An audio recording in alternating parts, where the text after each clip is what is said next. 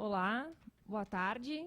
Eu sou a Letícia. A gente está começando, então, a primeira edição do talk show desse ano, Direto ao Assunto, que é promovido pelo Serviço de Educação Corporativo, SEDUC, juntamente com a SECOM, com a Secretaria de Comunicação. E o tema de hoje é, então, por que conciliar, né? E a conciliação, a gente sabe que tem sido vista aí pelo Poder Judiciário como uma alternativa para solucionar os processos de uma forma mais rápida, né? E o nosso tribunal também abraçou essa temática e está investido pesado aí na cultura da conciliação por meio da expansão dos Sejusques, né? Inclusive, hoje tem inauguração lá em Jaraguá do Sul. E para falar, então, sobre esse assunto, sobre a conciliação, a entrevistada dessa edição é a juíza Tatiana Sampaio Russi, titular da 2ª Vara do Trabalho de Joinville. Obrigada, doutora Tatiana, pela presença. Obrigada também vocês, colegas aqui presentes, quem nos acompanham por EAD também. E antes de começar, só os 3 recadinhos básicos aqui, que quem está nos acompanhando à distância, lembrar de quando fazer a pergunta pelo chat, informar o nome completo e a unidade, para a gente saber de onde que está falando, né? Outro recadinho também, para quem está nos ouvindo por EAD, é lembrar de marcar a presença lá virtual disponível na sala de videoconferência. E o último recado é para quem está aqui, que quando quiser fazer alguma pergunta, a doutora Tatiana, só levantar a mão que a gente leva o microfone para os colegas do interior ouvirem a pergunta. Então, vamos começar. A primeira pergunta para a doutora Tatiana é a seguinte: eu gostaria que a senhora falasse um pouquinho, então, sobre a importância de se conciliar e também sobre esse movimento que tem hoje em torno das políticas judiciárias de conciliação. Boa tarde. Bom, a conciliação, a autocomposição, né, é considerada um dos instrumentos mais eficazes de pacificação dos conflitos, né? E isso já está inquestionável hoje em dia. E a paz social, a pacificação dos conflitos, é o objetivo maior da justiça, né? Foi por isso que, inclusive, a justiça foi criada. E embora a conciliação sempre tenha tido previsão na CLT e sempre tenha sido incentivada pela CLT, eu não sei se em algum momento do passado ela realmente foi assim prestigiada e foi realmente utilizada. Mas quando eu ingressei na magistratura, o que eu posso dizer, que já faz bastante tempo, é que ela era totalmente desprestigiada. A CLT dizia a mesma coisa que diz hoje, mas os juízes, os advogados, as partes, ninguém pensava em conciliação. Eu ingressei na carreira, a gente até teve assim, um mini cursinho, mas naquela época ninguém falava em conciliar, ninguém falava em tentar fazer acordo, nada disso. Na época ainda tinham os classistas, então os juízes ainda que eram assim mais pró-conciliação, pediam para os classistas fazerem, insistirem e tal, mas se os classistas não conseguissem fazer, o juiz só perguntava: tem acordo? Não, não tem. Não tem, então vamos seguir a contestação, as testemunhas. A grande maioria dos juízes naquela época era assim. Um ou outro que já tinha com ele essa questão assim de vamos conciliar, vamos resolver, é que insistia mais, mas a grande maioria não. Advogado, então, nem pensar, né? Aí eu até nem sei exatamente o que aconteceu para mudar e para a gente chegar nesse patamar que a gente está hoje, que eu acho assim que está bem razoável até, né? Tem que melhorar muito mais, mas eu acho que já começou. A única coisa diferente que eu me lembro, assim, que eu recordo que começou a se falar um pouco mais, houve uma época que virou moda aqui, umas câmaras de mediação e arbitragem. Em sindicatos instalaram, lá em Joinville instalaram, acho que tinha aqui em Florianópolis também. E eles estavam muito animados com isso, e daí faziam propaganda dessas câmaras e queriam cooptar, né, os sindicatos trabalhistas também. Mas não deu certo, né? A área trabalhista não foi, achou que não era o caso, tal, e eu acho que por conta disso ficou meio esvaziado, porque um tempo depois eu não ouvi mais falar dessas câmaras de mediação e arbitragem. Pelo menos não assim como eles pretendiam, né? Um pouco depois disso também surgiu a questão das comissões de conciliação prévia, né? Que houve aquela alteração na CLT e elas foram instituídas. Na minha opinião, elas eram um instrumento assim bem interessante, mas também não pegou, vamos dizer assim, né? Muitos sindicatos instituíram e tal, mas os trabalhadores não prestigiavam, eles passavam pelas CCPs, né, que a gente chamava, e depois ingressavam com as ações, e daí a verdade é que o Judiciário Trabalhista não deu respaldo para as CCPs, disse que não precisava passar por lá, podia ir direto para o Judiciário mesmo. Então, hoje em dia, eu acho que eu nem sei se existe mais comissão de conciliação prévia ativa. Lá em Joinville, eu acho que não mais. E na época que elas foram criadas, muitos sindicatos instituíram, né? Mas hoje em dia eu nem tenho mais notícia. Aí depois, do que eu lembro, de novo, que começou a se falar nisso, foi com o CNJ na resolução 125, que o CNJ fez uma resolução falando de centros de conciliação, núcleos de conciliação, falando de conciliadores, mediadores, instituindo cursos, isso em 2010. Só que essa resolução foi só para a justiça comum, né? A trabalhista ficou expressamente fora disso. Agora, em 2016, a gente entrou nessa onda também com a resolução 176 do... Não, é 174, eu acho, né? Do 176 do CSJT, que daí é uma resolução nos moldes, mais ou menos, dessa 125, só que adaptada bem para a Justiça do Trabalho, né? E a diferença maior que eu vejo, que eu acho que tem entre as duas resoluções, é que na Justiça Comum eles aceitam os centros e os núcleos e os conciliadores e mediadores como aqueles, né, treinados pelo CNJ, mas que sejam extra-quadros, né? E a do CSJT, a nossa, né, da Justiça do Trabalho, só aceita conciliadores e mediadores que sejam servidores, né? Ou que tenham pertencido ao quadro, servidores aposentados, juízes aposentados. Isso tudo permite, mas tem que ter alguma vinculação com a Justiça do Trabalho, o que a outra resolução não exigia. E a gente também não pode deixar de falar, de maneira nenhuma, sobre o CPC, né, de 2015, que foi um marco nessa questão da conciliação, do incentivo à conciliação, à mediação, porque ele tem diversos dispositivos tratando do assunto. Ele agora está exigindo, inclusive, que algumas demandas sejam previamente submetidas à conciliação.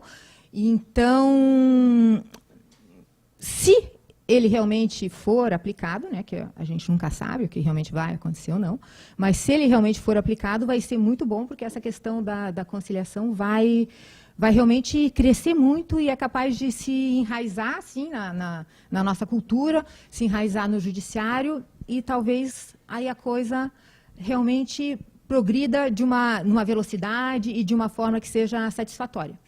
Não há dúvida de que a conciliação, a autocomposição, né, porque não é exatamente só a conciliação, os meios alternativos de solução de conflitos, é uma política muito forte, uma das principais políticas do nosso judiciário, né? O CNJ está encampando muito ela, o CSJT também está começando a entrar no ritmo, o Supremo também encampa muito essa política. Eu até acho que é uma situação que não vai ter volta, assim, no patamar que a gente está agora, né? Porque os tribunais superiores, né, como eu disse, o TST, CNJ, CSJT, os órgãos superiores estão apoiando e com isso eu acho que talvez a gente consiga realmente mudar a cultura. Porque um dos grandes problemas nossos é a cultura, né? As pessoas ainda não pensam em conciliar, as partes, né, os envolvidos no processo, quase não pensam nisso. Os advogados praticamente não pensam nisso. Tem muitos advogados que têm resistência a conciliar, não querem. Motivos múltiplos, né, vários motivos, mas grande parte ainda não quer conciliar, e isso prejudica demais. E, para falar a verdade, nós temos até, assim, juízes, colegas que não têm muito interesse, acham que é bobagem, acham que assim, é perder tempo. Nós temos servidores também que acham que é bobagem, servidores de secretaria que daí ficam descontentes. Meu Deus, que tolice isso, vamos começar com essa história de conciliação, vamos começar com essa história de centro de conciliação, daí vão ter que tirar alguém da vara, daí a gente já está cheio de trabalho, e daí vai ser um a menos aqui na vara, para quê? Que bobagem! Mas não é assim. A experiência tem mostrado que os resultados são muito, muito bons. Eu posso falar de experiência própria, né, porque a gente começou em 2016, lá na segunda vara de Joinville, começou com um projetinho assim, e de 2016 até agora a gente tem mantido, e nós tivemos um resultado que foi muito bom. A coisa que a gente faz é muito simples, tem um conciliador, né, que é um servidor da secretaria, ele vai e ele acompanha, ele tenta conversar com as partes, tenta conciliação na nossa pauta normal de audiências. A gente não faz uma pauta diferente, é a pauta normal, só que todas as partes, os advogados, passam primeiro pelo conciliador. Conversam lá, tal, tentam a conciliação, não deu, vem para o juiz, que está esperando já na sala de audiências, e daí o juiz, nós tentamos mais um pouquinho, às vezes a gente consegue fechar, às vezes não consegue, mas não tem problema. Se o conciliador fecha, daí vem para a sala de audiências e o juiz só homologa. Mas isso aumentou muito o nosso número de conciliações. A gente tinha uma média de 30 e pouquinhos, era o nosso índice de conciliação. Agora nós estamos no... Eu acho que a gente fechou o ano passado com 55% ou 56% de conciliação. E a pauta, né, de audiências da vara diminuiu drasticamente. A gente conseguiu reduzir a pauta em mais ou menos uns 6 meses por conta, né, dessas conciliações que a gente faz. E a verdade é que até a secretaria agora está começando a sentir isso, porque o volume de trabalho na secretaria diminui muito também, né? Porque se fazendo o acordo, o que acontece? Ainda que o processo fique lá, esperando o pagamento das parcelas, coisa e tal, mas os atos processuais diminuem muito, né?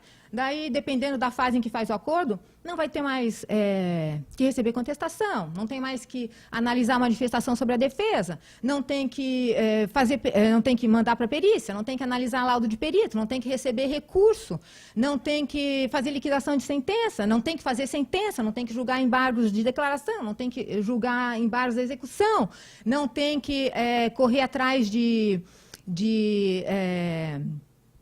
diligências e tentativas de penhora que são típicas da execução. É claro que tem, né? Tem acordos que não são cumpridos, evidente, que daí levam para uma execução.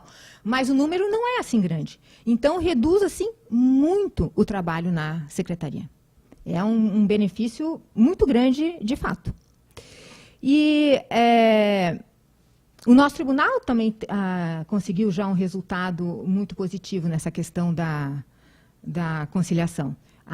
O Justiça em Números de 2017, né, que é baseado em números de 2016, classificou o TRT da 12ª Região como o primeiro TRT de médio porte, né, nós somos classificados em médio porte, o primeiro TRT de médio porte que mais conciliou. E, então, parece que o índice geral nosso de conciliação foi de 26 e alguma coisa por cento, quase 27%, no total. Mas na fase de conhecimento, o índice de solução o índice de conciliação do nosso tribunal foi de mais ou menos 40%. E num ranking lá que o CSJT tem também, o TRT da 12ª Região ficou em segundo lugar entre os tribunais do país que mais conciliaram. Um resultado excelente. A nossa atual presidente também está muito focada nessa questão de conciliação, ela está muito animada, muito empolgada, e por conta disso ela está conseguindo contagiar os colegas, graças a Deus. Então, por conta desse fato, a gente já conseguiu inaugurar alguns Sejusques, né, nesse primeiro semestre. O de Florianópolis sempre já existiu, mas agora ele foi reinaugurado, né? Um formato diferente, Marcelo? E daí, hoje está sendo inaugurado o de Jaraguá, como a Letícia falou. Semana que vem vai ser inaugurado o de São José.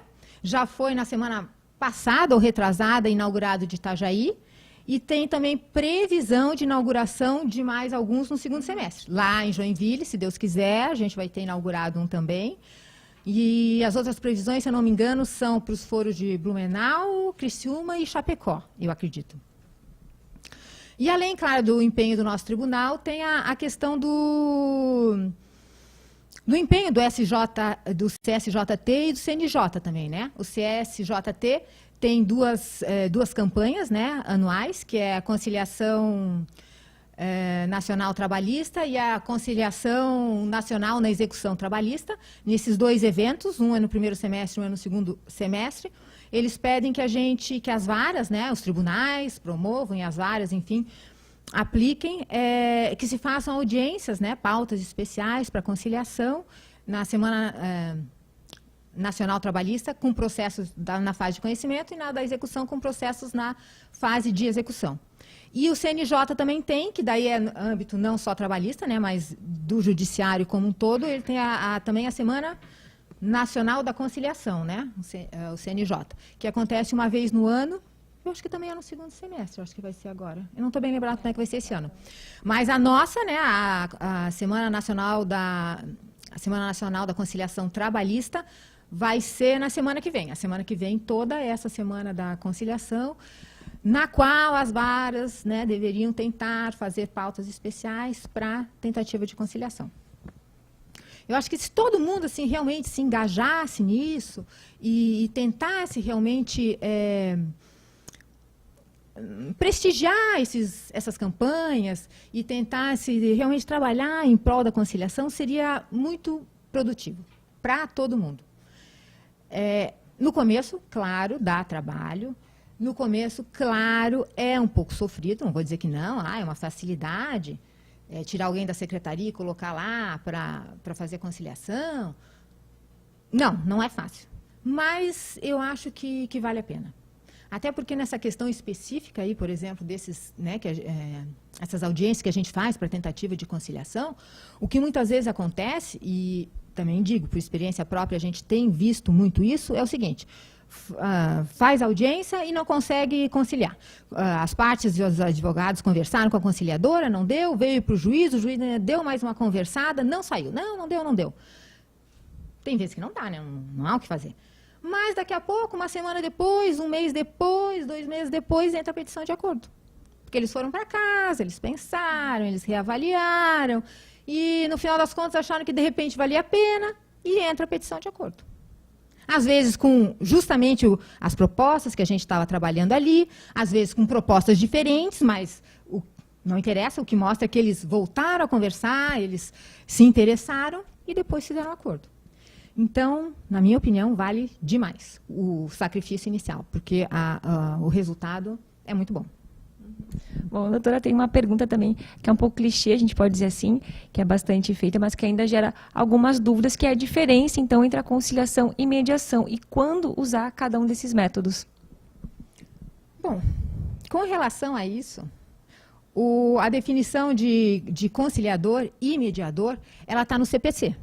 O CPC tem no artigo 165, parágrafo 2º e 3º, ele conceitua, né, o que seria conciliador e mediador.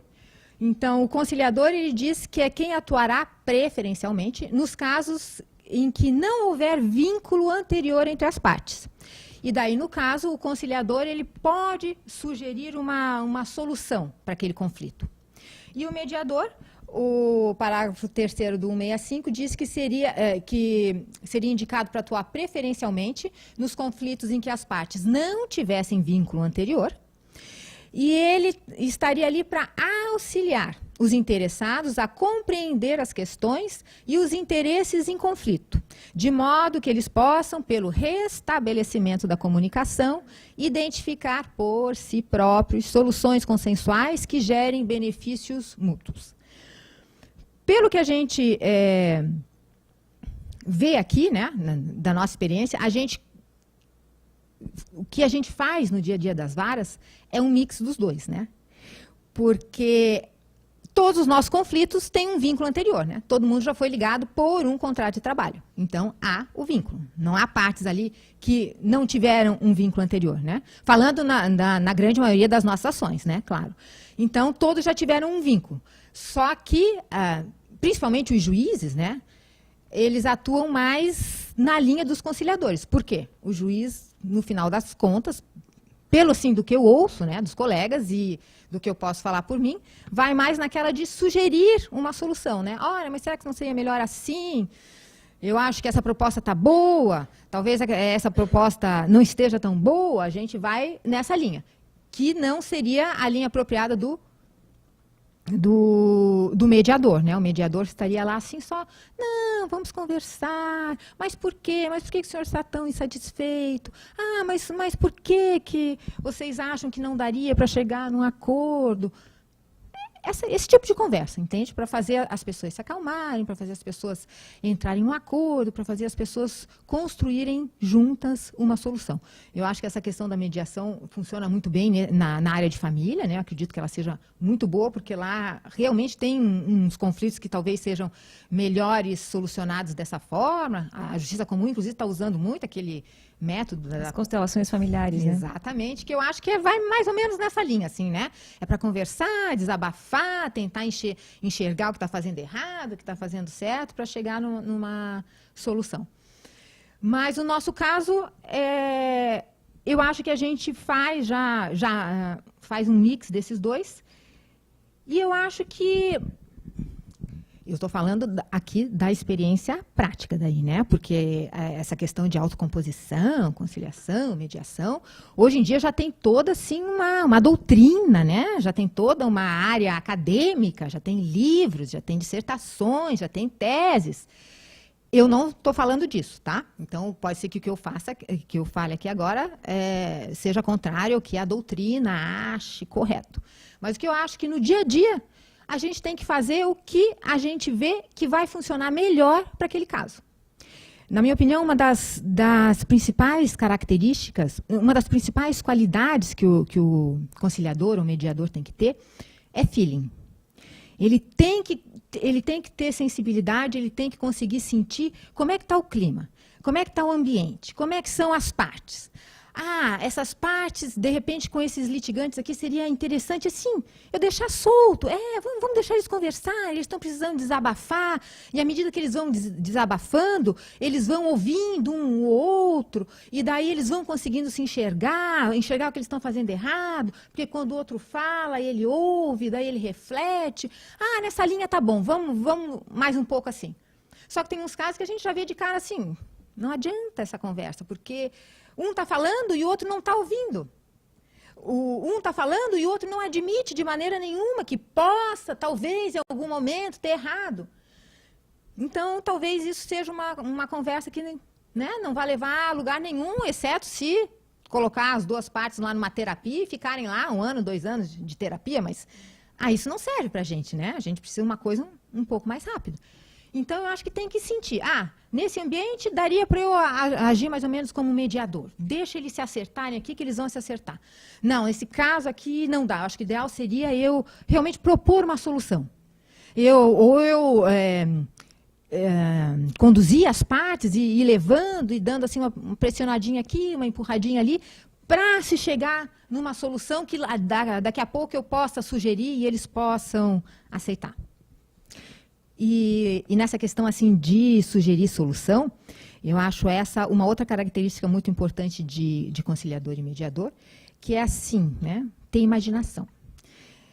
Porque solução, né, para se propor, tem as mais diversas, né? A gente, na grande maioria das vezes, está focado na questão do dinheiro, né? De quanto. E é normal, porque eles entram com as ações pedindo, eu quero tanto. Tem proposta de acordo? Sim, tanto. É sempre dinheiro, né?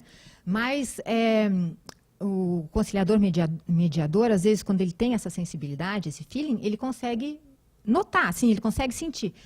Estão falando de dinheiro só, mas eu senti que o reclamante tem uma coisa ali atrás, ele está com uma mágoa, será o que é?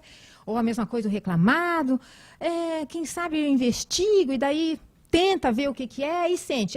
Realmente, o reclamante está se sentindo muito injustiçado, porque deu sangue pela empresa, trabalhou 15 anos na empresa, era sempre considerado um ótimo empregado, e daqui a pouco, do nada, foi dispensado sem justa causa. Isso é um absurdo, como é que pode?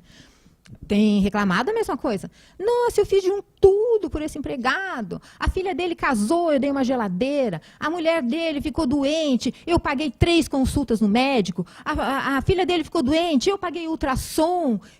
Ajudei ele demais. E agora ele saiu e entra com uma ação.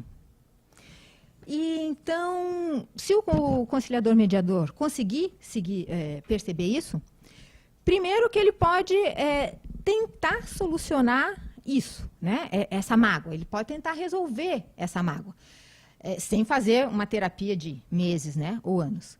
Ele pode, uma coisa que funciona bastante, por exemplo, nesse caso dessas mágoas, né? Quando a gente acaba conversando sozinho com uma das partes, né? Pede para outra sair e conversa só com uma coisa que funciona muito é se falar assim, olha, eu sei que o senhor está magoado, já deu para ver e tal, mas acho que o senhor não deveria ficar assim, porque, olha, a empresa gosta muito do senhor. Não dá para mentir, né? Dá para fazer isso se realmente foi o que aconteceu. Mas é uma coisa que acontece muito. O senhor está magoado, mas, olha, a empresa daqui está dizendo que queria demais fazer um acordo aqui com o senhor. Não, só que ela não está conseguindo pagar o que o senhor está querendo, porque ela realmente está numa situação difícil, mas ela queria muito fazer um acordo, porque, olha, aqui o gerente que está aqui, o dono da empresa que está aqui, disse que o senhor foi um funcionário excelente. Eles não têm uma queixa do senhor, o senhor era um exemplo, eles gostavam demais do senhor, o dono da empresa considerava o senhor um amigo, todos do setor consideravam o senhor um pai, eles realmente tiveram que mandar o senhor embora, porque eles estavam numa situação financeira difícil demais. Se eles continuassem daquela maneira, eles iam quebrar. Então, eles tiveram que tomar umas medidas drásticas. E, nessa medida, tiveram que dispensar o senhor, como eles dispensaram outros e tal. Às vezes, é uma coisa boba.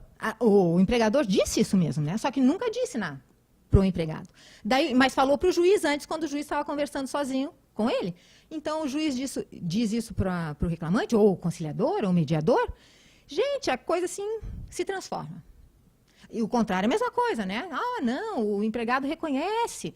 Ele disse que o senhor, meu Deus, foi o melhor patrão que ele já teve na vida, uma pessoa especial e tudo, mas é que ele está numa situação dificílima. Ele está sem dinheiro, ele não conseguiu um novo emprego, a esposa está doente, aconteceu não sei o que com a filha. Daí ele entrou com essa ação por conta disso, porque ele estava assim, desesperado. A situação muda também. E com isso a gente resolve a mágoa que as pessoas tinham e ainda consegue fechar um acordo. Ou seja, soluciona de vez o conflito.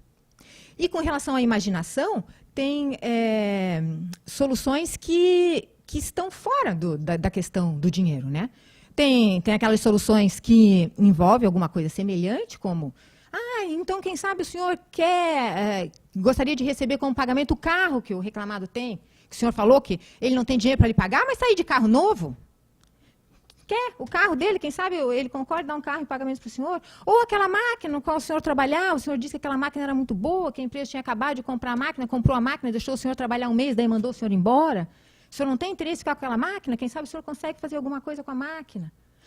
Ou a empresa, dependendo do produto que a empresa fabrica, o senhor não tem interesse em ficar com uma quantidade X de produtos da empresa, a preço de custo, a gente combina aqui um preço, daí o senhor leva e tenta vender, tenta fazer alguma coisa. Isso tudo foram situações que já ocorreram e que deram certo. A parte disse, sim, quero, a máquina me interessa, sim, o produto me interessa. Às vezes não, né? Mas às vezes vai. Uma carta de recomendação também já funcionou uma vez, estava muito magoado, queria uma fortuna, o reclamante queria lá, dando moral, não sei o quê, era um valor muito alto, o reclamante dizia que não tinha como, e daí surgiu essa questão, estou muito magoado, porque ele fez isso, porque ele fez aquilo. Aí surgiu. E quem sabe se ele desse para o senhor uma carta de recomendação? Porque ele gostava demais, o senhor gostava demais do seu trabalho. Pode ser. Aí, a proposta dele despencou lá, caiu 1/3, e ele aceitou a carta de recomendação, ficou todo mundo feliz, foi para casa bem. A outra vez, ao invés da carta de recomendação, foi assim, publicar uma nota no jornal, o ex-empregador, era um caso assim, mais ou menos de uma parceria, publicou no jornal a nota na cidade, que o reclamante era um profissional excelente, ele só tinha elogios a fazer para aquele profissional e tal. Resolvido. E os reclamantes ficaram mais felizes do que se tivessem embolsado os 50 mil, por exemplo. Daí ficaram com 20 e ainda ficaram contentes. Então, isso que a gente tem que pensar também quando está lá negociando uma composição, que tem outras alternativas que não o dinheiro. Justamente só para complementar, acho que a constelação familiar ela trabalha essa questão, né, de resolver o conflito que está por trás do processo e não só o processo, né? E daí demanda um pouquinho mais de tempo.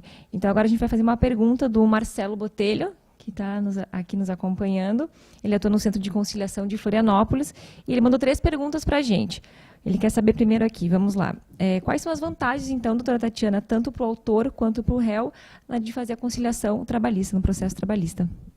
Eu acho que eles têm algumas vantagens que são, assim, comuns, né? A primeira vantagem é reduzir o tempo do processo, né? Para o reclamante, quanto mais cedo ele receber, melhor, porque ele, inclusive, já deveria ter recebido aquele valor que ele está ali cobrando. Para o reclamado, é interessante reduzir o tempo do processo, porque com isso ele reduz correção monetária, ele reduz juros de mora, ele reduz remuneração de advogado, né? Porque dependendo da forma que ele faz para remunerar o advogado, ele vai ficar pagando o advogado durante muitos meses, ele vai ter que, se ele paga por peça, ele vai ter que pagar a contestação, vai ter que pagar a ida para a audiência, vai ter que pagar o recurso, então fica mais caro deixar o processo rolar. A outra questão é que elimina, né, incidentes processuais. Isso tem a ver com o tempo, né, também do processo, mas é que quanto mais cedo se faz o acordo, menos incidentes no processo a gente tem, né? Então, para o reclamado isso fica bom, que ele é menos dinheiro que ele desembolsa para remunerar o advogado. E para o reclamante é melhor porque menos ele tem que esperar para esses incidentes serem solucionados e ele conseguir, né, chegar num ponto em que ele receba alguma coisa. Porque a gente sabe que, por mais célere que seja a justiça do trabalho, e ainda em algumas unidades e em alguns momentos, não se resolve assim tão fácil, né? Se tiver que esperar uma sentença, se tiver que esperar a solução de um recurso, se tiver que voltar para a vara, se tiver que liquidar e tal, toma um tempo. A outra questão é que torna o crédito, né, ou a dívida certas. Eu acho isso bem importante. Porque aí a pessoa, a partir do momento que faz o acordo, ela já sabe, ela já se conscientiza. Não, nessa ação, eu entrei com esse processo, mas eu vou receber 20 mil. Talvez eu pudesse receber 40. Mas não, tudo bem. Eu vou querer 20 mil. Eu vou garantir esses meus 20 mil. A mesma coisa para o reclamado. Eu vou fazer um acordo por 20 mil. Eu sei que talvez essa ação pudesse ser improcedente, eu pudesse não pagar nada. Mas talvez ela possa ser procedente e eu venha a ser condenada a pagar 40 mil. Então, não vou correr o risco do 40 mil. Vou ficar no 20, vou fechar o acordo e vou garantir que eu, pelo menos, não tenha esse prejuízo tão grande. E o reclamante é a mesma coisa, né? Porque, pode ser que eu ganhe 40. Mas, dependendo do tipo de ação, pode ser que eu não ganhe nada.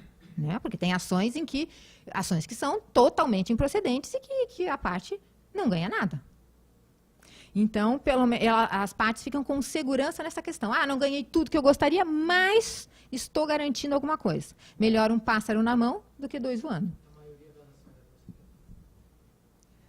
Procedente são bem poucas. Tem mais improcedentes do que procedentes. Agora, a grande maioria é o parcialmente procedente, né? Essa é a esmagadora maioria. Mas, se eu não me engano, eu tinha esses tempos aqui até uma estatística aqui do nosso tribunal, eu vi, né? Um quadro, né? Se eu não me engano, no percentual de ações julgadas naquele período que foi pesquisado lá, que foi 1 ano, 2% das ações julgadas, né, no tribunal foram procedentes. 8% foram improcedentes e o resto parcialmente procedente. Então, vê que o improcedente foi assim até 4 vezes mais que o procedente. Então, não dá para achar que vai entrar com a ação e sempre vai ganhar alguma coisa, porque não é exatamente assim. Outra vantagem que eu entendo que seja comum às partes é a questão do estresse que o processo causa. Porque, para a gente, processo é a coisa, né, mais normal da face da Terra. A gente vê processo todos os dias. Alguém dizer que entrou com um processo, ou alguém dizer que está respondendo a um processo, né, normalíssimo. Mas para quem não é da área, isso é assim, às vezes é uma coisa assim, absurda. Tem reclamantes que ficam assim, doentes, ficam estressadíssimos, porque tem aquela ação lá Tem gente que não consegue nunca relaxar, porque está sempre pensando no processo, sempre pensando no processo. Todo mês pensa no processo, todo mês liga para o advogado. E reclamar da mesma coisa, né? Que também fica muito preocupado com aquele processo lá, que fica angustiado. Meu Deus, eu nunca tive uma ação trabalhista e agora eu estou com essa ação trabalhista lá e eu não consigo resolver e o meu nome vai ficar sujo. Então, tem muita gente que se preocupa demais com essa situação. A partir do momento que fez o acordo, pronto, aquilo acaba. Ainda que o acordo seja parcelado, ainda que ele tenha que ir lá todo mês para pagar ou para receber, mas ele resolveu. Ele pode respirar aliviado. E em relação às empresas, isso também funciona bem. Empresa grande não tem questão, né, de dono ficar preocupado com a ação trabalhista, né? Só que empresa grande tem a questão do passivo, né, trabalhista, né? Tem a questão do como é que eles falam? O passivo litigioso. Para a empresa, né, principalmente se ela tiver alguma intenção de vender, ou de que alguém entre, adquira a participação, ou vender parte dela, ela tem que estar com essa área assim, bem saneada, porque senão isso é um problema bem sério numa negociação da empresa. Um passivo trabalhista muito grande, ele muitas vezes inviabiliza muita negociação.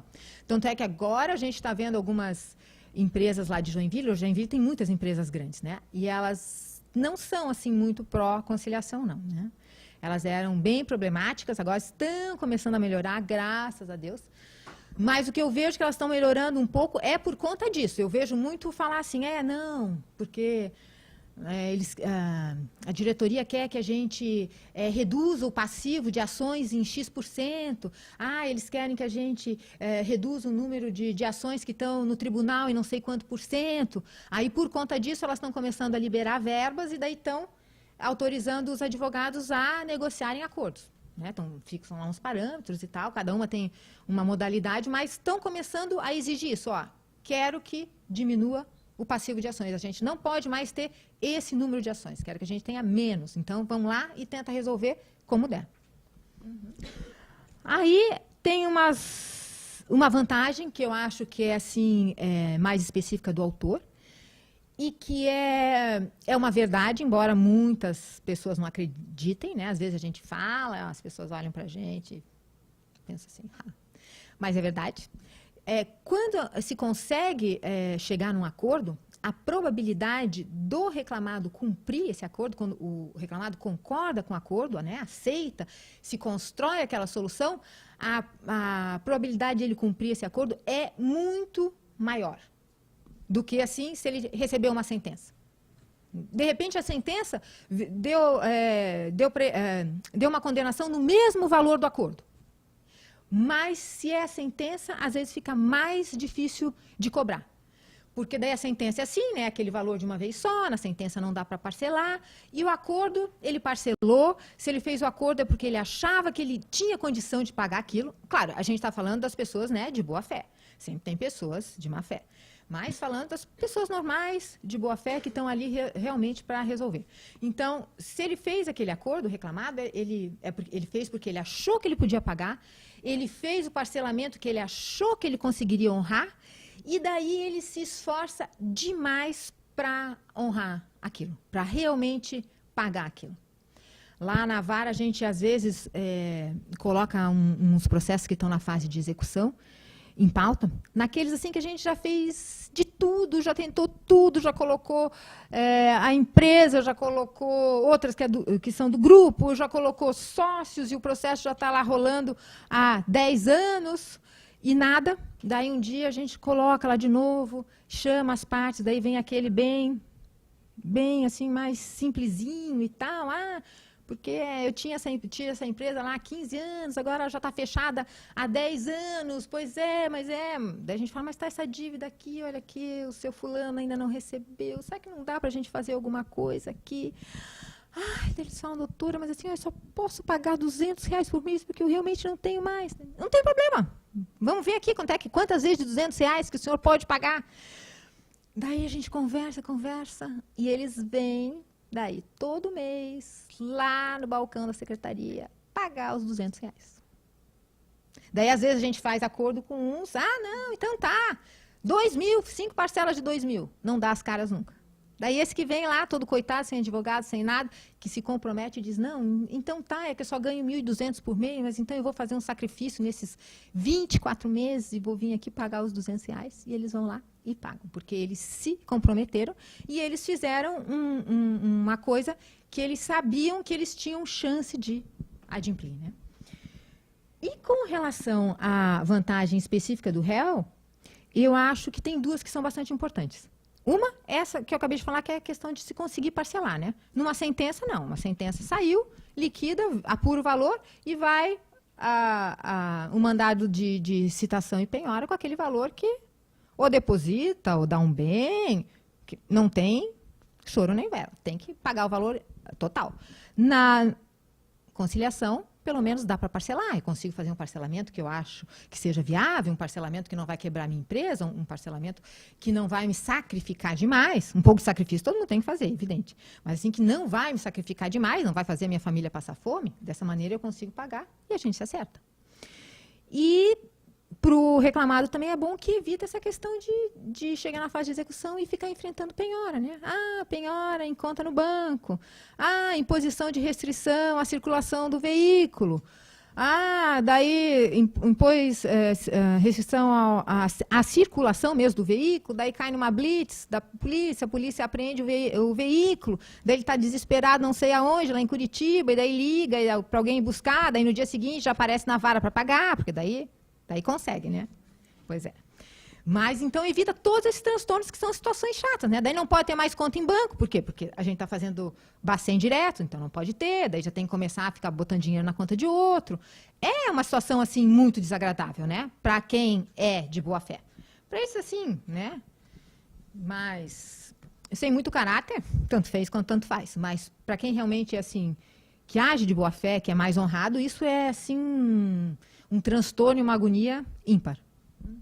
Bom, o Marcelo também tem uma outra pergunta, ele questiona o seguinte, doutora Tatiana, se com o advento da reforma trabalhista houve algum impacto nas conciliações, principalmente em relação à sucumbência?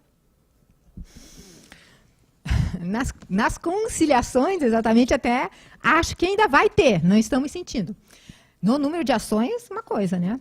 Os advogados só entram lá na sala de audiência chorando, tá? Assim, uma choradeira total. Os de reclamante, né? Os de reclamado estão felicíssimos na vida. Mas de reclamante estão chorando muito, muito, muito, muito. Eu acho que vai impactar muito por conta de 3 situações. Primeiro, é o artigo 840, que agora exige que o pedido seja certo, determinado e com a indicação do valor. Ou seja, o pedido tem que estar liquidado, né? Todos os pedidos têm que estar liquidados. Eu acho isso muito, muito, muito bom, porque isso obriga o advogado, né, a calcular o que ele está pedindo e ter noção de quanto aquele processo realmente vai dar. Porque acontecia muito assim, o reclamante foi lá, contrato de 2 anos, eu quero que... eu fazia horas extras, eles não me pagaram todas, né, porque... algumas pagaram, mas não pagaram todas, e não me pagaram também a multa do 477, né, pagaram as verbas rescisórias com atraso e não me pagaram a multa do artigo 8º do 477 da CLT. Aí... faz lá o pedido, 2 anos de contrato, bota lá a jornada, valor da causa, mais de 40 mil. Claro, que é para não cair no sumaríssimo, é cair no ordinário, porque advogado, em geral, não gosta muito do sumaríssimo. Não vou dizer que eu gosto também, tá? Eu acho melhor trabalhar no ordinário, só que eu vejo as vantagens do sumaríssimo e se eu fosse advogado e reclamante, eu ia querer mais que tivesse um sumaríssimo mesmo para resolver logo. Então, mas os advogados em geral não. Joga lá para cair no ordinário e daí vem para a audiência. Daí já viu lá o valor da causa superior a 40 mil. O cliente também viu o valor da causa superior a 40 mil. Chega lá, tem proposta de acordo. Ele não tem nem ideia de quanto são aquelas horas que ele pediu, está pedindo no processo. Tem 20 mil reais. A empresa quase desmaia. Como 20 mil reais? Eu já paguei não sei quanto de horas extras para ele. E a multa do 477, se for devida ainda, é assim, R$1.500. Como 20 mil? Não, é 20 mil, porque é 20 mil. E daí já falou para o cliente que aquilo era 20 mil, que aquele processo ia dar 30 mil, e que eles podiam fazer uma proposta de 20 mil. Difícil, né? Difícil daí o cliente aceitar uma proposta por 5 mil. E se ele tivesse feito a conta no escritório dele, ele teria visto que aqueles 2 anos de contrato... com todas aquelas horas extras que ele achou que o cliente tinha feito, e que fez, né? Mas tudo aquilo deu 10 mil. Isso que ele nem abateu as que já estavam pagas no contra-cheque. Então, agora ele vai ter que fazer essa conta. Ele vai ter que chegar lá com um valor bem mais realista da pretensão. E eu acho que isso vai ajudar demais a se conciliar. E, inclusive, porque a empresa também daí já vai ter essa ideia. Olha, eu não posso deixar isso correr solto assim, não, porque realmente eu vi que ele calculou e eu acho que esse processo pode dar muito. Porque isso acontece ao inverso também, né? Já aconteceu essas de motorista de caminhão, né? Principalmente há um tempo atrás. Agora, graças a Deus, essa situação está se solucionando bastante com a lei nova dos motoristas.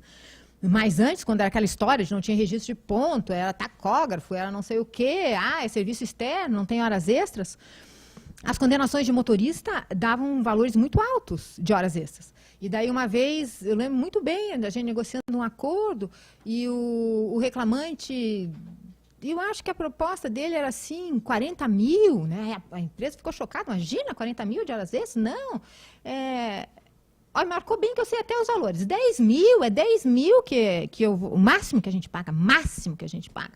Não, eu alertei, olha, cuidado, a gente vê muito isso aqui, pode ficar caro, será que ele não quer mesmo fazer, né, pelos 40? Não, de jeito nenhum. Tá, não fez, instruíram, foi para a sentença. Saiu a sentença, eu falei assim, não, eu vou calcular, para a gente ver quanto é que vai dar mais ou menos isso. Daí fiz aquela continha básica, né? Não liquidei a sentença. 80 mil. Sabe por quê? Não tinha a menor noção do que o processo ia dar. Não fez nenhuma conta. Não tinha noção de nada, nem a parte e muito menos os advogados. Chegaram lá assim, voando. Pensaram assim, 10 mil assim, de repente eu até pago para não me incomodar. Só que não é assim, né? Tem que avaliar o que realmente pode dar aquele processo. Aquele processo realmente pode dar 80 mil. E se o processo pode dar 80 mil, de repente 40 mil é uma negociação. Metade do valor.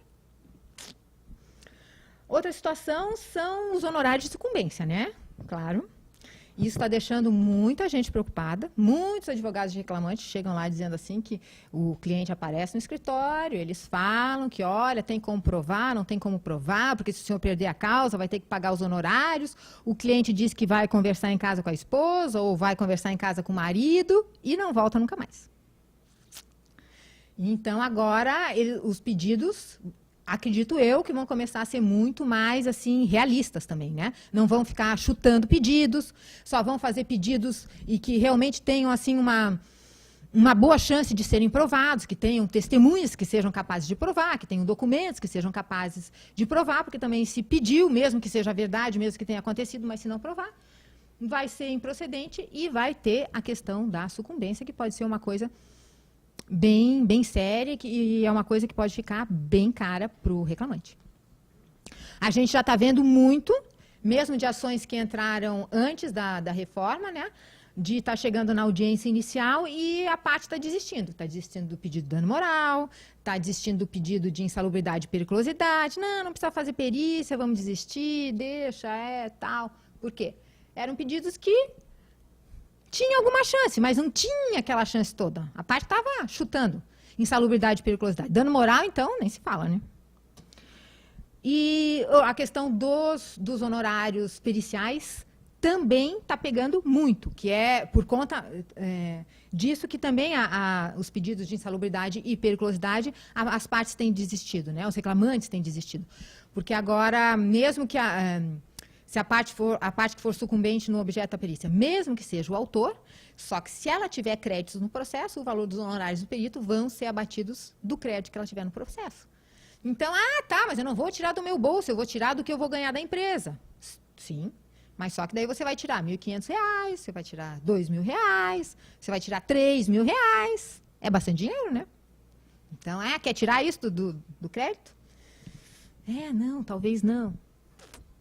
Então, acho que por conta dessas 3 situações aí, eu acho que a gente vai talvez, conseguir ter mais êxito nas conciliações. Não por conta da conciliação em si, mas por conta da maior consciência das partes e dos pedidos mais realistas, né? Das pretensões menos grandes, menores.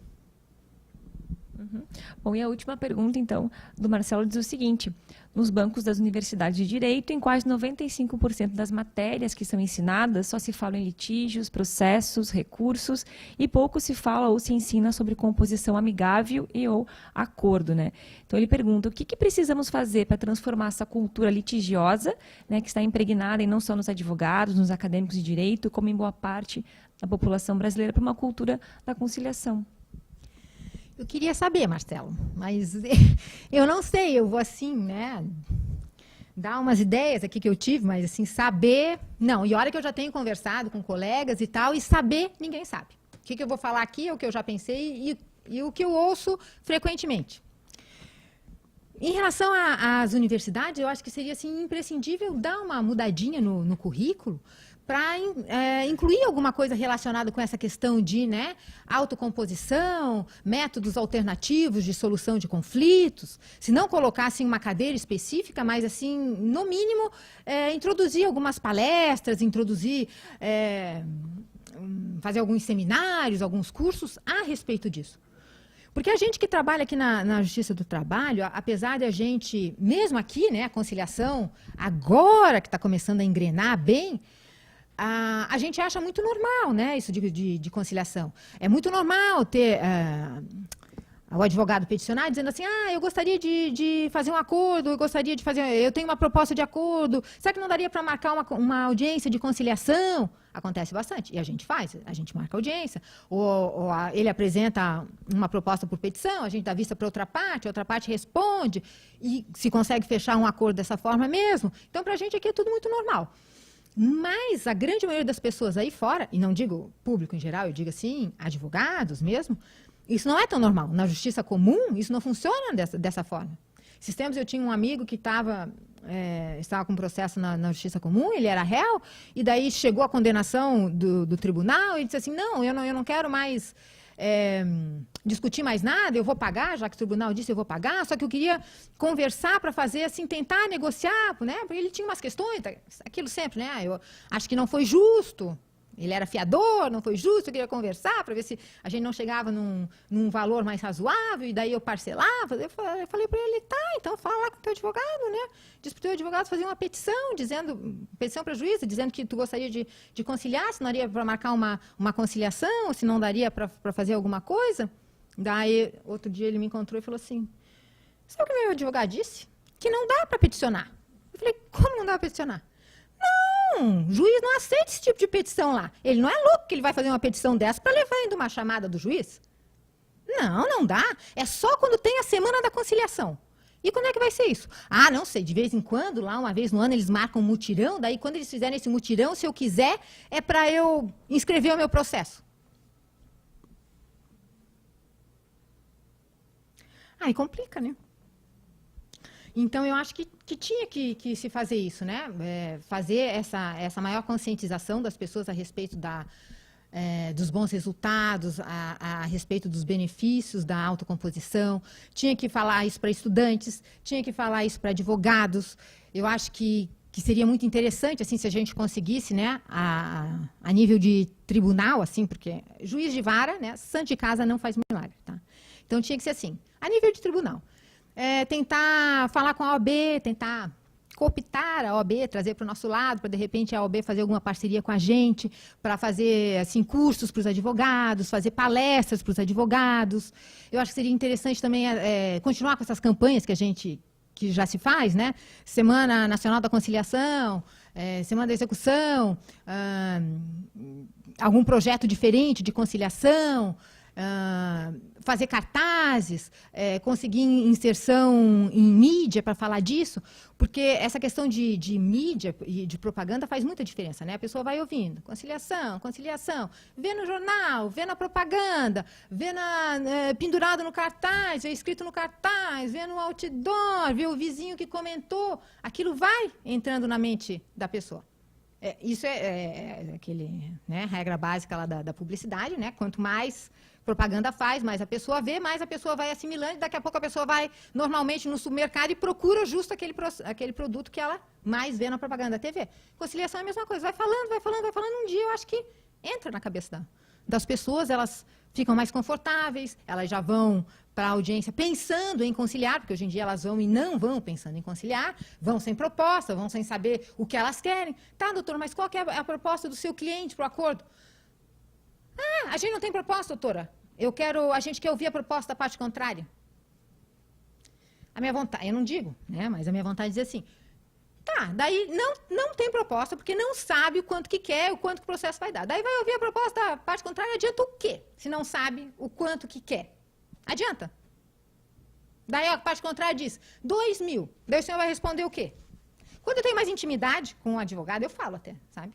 Falei, doutor, mas o senhor não sabe, o que adianta? Daí ele vai dizer que a proposta é de 2.000. Daí ele responde, o advogado fala, é essa mesma a nossa proposta. Falei, viu?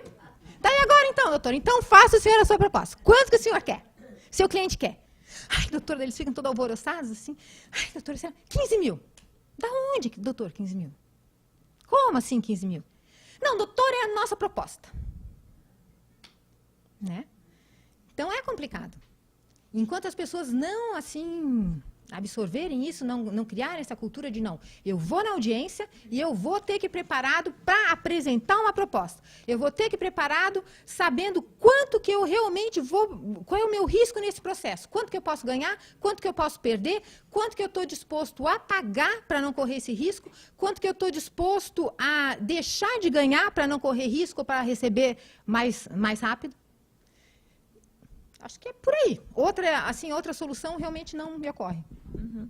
Acho importante a gente levantar uma outra questão, aproveitando aí o gancho dessa dificuldade, talvez, de introduzir, né, essa cultura da conciliação. É um certo preconceito, que a gente pode dizer assim, que há em relação à conciliação. Porque existe uma certa vertente que acredita que o trabalhador acaba abrindo mão, né, de alguns direitos na hora de fazer um acordo, ou mesmo que acaba sendo vantajoso para a empresa, né, acaba sendo um bom negócio para a empresa fazer um acordo. Queria que a senhora falasse um pouquinho, então, sobre essa questão. Assim, essa questão, ela, em parte, né, em alguns casos, ela é uma verdade absoluta. Tem casos em que o autor, fazendo o acordo, ele está abrindo mão de algum direito. Por exemplo, está se discutindo só. O processo foi ajuizado para discutir verbas rescisórias. Ele foi dispensado, não recebeu as verbas rescisórias, não recebeu a multa do artigo 467 da CLT, não recebeu a multa do artigo 8º, do parágrafo 8º do artigo 477 da CLT. Não tem o que discutir. TRCT lá no processo e nada pago. Certo e absoluto que o reclamante tem direito a receber o valor que estava no TRCT, mais a multa do 477, mais a multa do 467. Se o processo for para a sentença, é isso que vai acontecer, certeza absoluta. E daí o empregador chega lá e fala assim, vamos supor que essa soma aí chegue em 10.000. Aí o empregador chega lá e fala assim, olha, eu pago as verbas rescisórias, parceladas, mas eu não vou pagar a multa do 467, não vou pagar a multa do 477. Ou o empregador chega lá e fala assim, olha, eu pago, mas a minha proposta são 5.000, é o que eu vou pagar. Tudo dá 10.000, mas eu vou pagar 5.000, pegar ou largar. Então, se o reclamante aceitar, é claro que ele vai estar abrindo mão de direitos. Isso é uma verdade absoluta. Então, nesse caso, eu, como juiz, não vou homologar o acordo, é isso? Eu, nesse caso, vou dizer para o reclamante, o senhor de jeito nenhum aceite esse acordo, porque o senhor está jogando fora metade do seu direito. Eu não critico quem faz isso. Eu sei que tem gente que faz isso e eu não critico de forma nenhuma, porque, afinal de contas, a parte realmente está jogando fora o direito. Mas eu pessoalmente, não faço dessa forma. Eu deixo muito claro para a parte seguinte, realmente aqui, não tem discussão. O seu crédito é de 10.000. Está escrito aqui, as verbas rescisórias, as multas, não tem que discutir. Seu crédito é de 10.000. Se esse processo for para a sentença, se o senhor não fizer o acordo agora, esse processo vai para a sentença, o senhor vai ganhar os 10.000, não tem que discutir. O senhor quer os 5? Não, eu quero. O senhor vai querer mesmo? Sim, doutora, porque minha filha está doente, eu estou precisando muito desse dinheiro, e eu estou precisando desse dinheiro agora. Eu não estou precisando não vou precisar, talvez eu não precise desse dinheiro daqui a 1 ano. Talvez eu não precise desse dinheiro daqui a meio ano. Nem talvez daqui a 3 meses. Porque, de repente, a gente pode falar assim, não, mas veja bem, agora, se o senhor não fizer o acordo agora, não vai precisar ter outra audiência. O processo já vem para a sentença. Daí, da sentença, o juiz dá sentença, daí só passa lá o prazo para recurso, daí já a gente consegue começar a executar. Só que, só a sentença, só o prazo para recurso, só começar a liquidação de sentença, podem ser 2, 3 meses. Vai o tempo até sair a sentença, se for uma daquelas varas em que a sentença não sai na mesma semana, a minha, por exemplo, não tenho condição de fazer a sentença na mesma semana, passa o prazo de recurso, agora contado em dias úteis, pode ser que o reclamado resolva recorrer, a gente nunca sabe, mas mesmo que não recorra, aí vai para a liquidação de sentença, ou seja, alguém vai ter que apresentar a conta pode ser discutida, daí, não, tudo bem, é aquilo mesmo. Então, agora sai o mandado de citação, vai lá para cobrar, chega lá, bate no reclamado para cobrar. O reclamado não tem nada no nome, não tem conta em banco, porque é a coisa mais normal na face da terra não ter conta em banco, descobri isso agora, né? Coisa mais normal. Não tem conta em banco, não tem veículo no nome. A empresa só tem bugiganga lá, nada que preste para penhorar, isso quando a empresa está aberta ainda. Na residência da pessoa não tem nada, nenhum bem de alto valor. De repente ele tem a casa, mas é bem de família. Aí, o que acontece? Não foi nem em 3 meses que o reclamante não recebeu. O reclamante não recebeu, foi nunca. Porque tem a sentença que a gente não cobra jamais. Então, eu posso dizer isso para o reclamante, o senhor não me aceite isso que o senhor está abrindo mão do seu direito. Eu vou dar para o senhor os 10 mil. O senhor espera a sentença que o senhor vai ganhar. Eu posso garantir que ele vai ganhar os 10 mil? E entre 10 mil lindos numa sentença e 5 mil no bolso, o que é melhor para ele? 5 mil no bolso ou os 10 mil no papel? Eu acho que isso é uma coisa que tem que ser considerada. Outra coisa. Tem alguns casos em que isso não é verdade. Tem alguns casos em que o reclamante não está abrindo mão de direito nenhum. Tem casos em que o processo tem diversos pedidos e o reclamante não tem certeza se vai ganhar. Ele calculou lá, se ele ganhasse todos os pedidos, ele ganharia 30 mil reais. Se ele ganhasse. Se ele provasse que ele fez aquilo tudo de horas extras. E se ele realmente fez aquilo tudo de horas extras. Se o perito disser que ele tem direito ao adicional de insalubridade, porque, de repente, ele tem certeza que a limpeza de banheiros dá direito ao adicional de insalubridade, mas, de repente, o perito entende que não e o juiz também entende que não. Então, só ali o adicional de insalubridade, no caso dele, já era 15 mil. Então, dos 30 mil, 15 ele já não tem certeza.